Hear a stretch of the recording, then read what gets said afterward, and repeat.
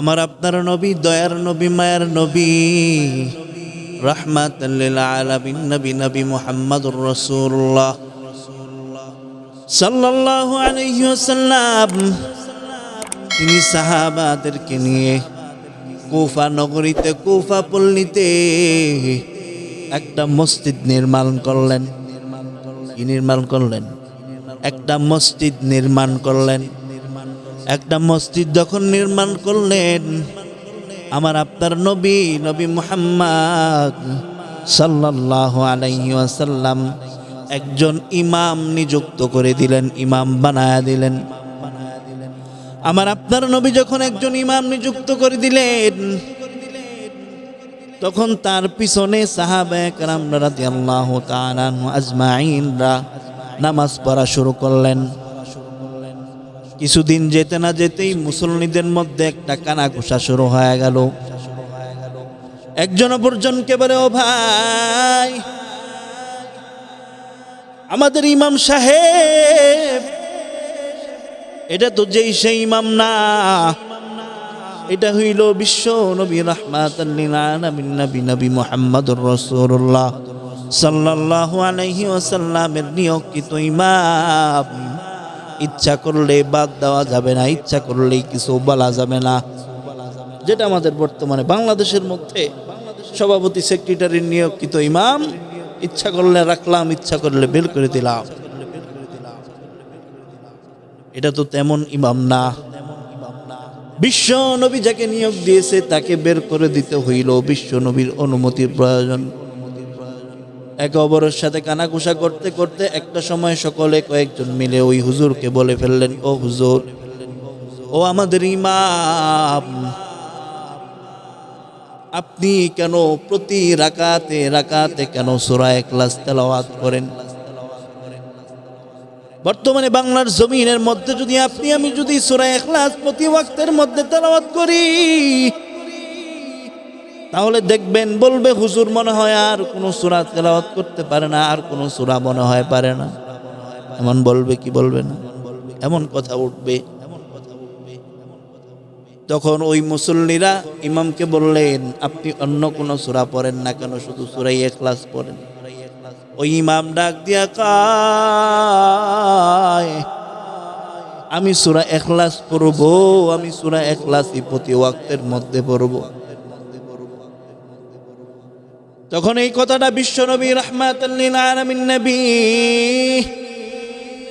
নবী মুহাম্মদুর রাসূলুল্লাহ সাল্লাল্লাহু আলাইহি ওয়াসাল্লামের কাছে নালিশ দিলেন, ও আল্লাহর হাবিব, আপনি যে ইমাম নিয়োগ করে দিলেন, ওই ইমাম প্রতি ওয়াক্তে প্রতি নামাজের মধ্যে সূরা ইখলাস ছাড়া অন্য কোনো সূরা পড়ে না। বিশ্বনবী বললেন, তাই নাকি? সাহাবায়ে কেরামরা বললেন, হ্যাঁ। তখন বিশ্বনবী ডাক দিয়া কয়, ও সাহাবারা, ওই ইমামকে খবর দাও, আমার নিকট আসতে বলো। সাহাবায়ে কেরাম রাদিয়াল্লাহু তাআলা আনহু ইমামের কাছে গেলেন। ইমাম যাইয়া বললেন, আপনাকে আল্লাহর হাবিব ডাক দিয়ে জানাইছেন, যাইতে বলছেন, যান।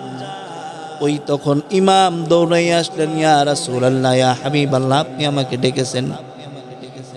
তখন বিশ্বনবী বললেন, হ্যাঁ, আমি তোমাকে ডেকেছি, তোমার মুসল্লিরা তোমার নামে নালিশ করেছে। তখন ওই ইমাম ডাক দিয়া কয়, ইয়া রাসূলুল্লাহ, ইয়া হাবিবাল্লাহ, কি নালিশ করলো? তখন নবী ডাক দিয়া কয়, তুমি প্রত্যেক নামাজের মধ্যে সূরা ইখলাস তেলাওয়াত করো। তখন ওই সাহাবী বললেন, হ্যাঁ আল্লাহর হাবিব, আমি প্রতি নামাজের মধ্যে সূরা ইখলাস তেলাওয়াত করি। এই কথা বলার পর নবী বললেন, জিজ্ঞেস করলেন, ও সাহাবা, তুমি কেন প্রতি ওয়াক্তের মধ্যে সূরা ইখলাস তেলাওয়াত করো? আগে এই কথাটা আমাকে বলো। তখন ওই সাহাবী ডাক দিয়া কয়, ইয়া রাসূলুল্লাহ, ইয়া হাবিবাল্লাহ, আল্লাহর হাবিব, এই সূরাটা আমি এই জন্য তেলাওয়াত করি, কারণ এই সূরা ইখলাসের মধ্যে আমার আল্লাহর গুনাগুণ বর্ণনা করা হয়েছে। ওই সাহাবী ডাক দিয়া কয় ফিহি সিফাতুর রহমান,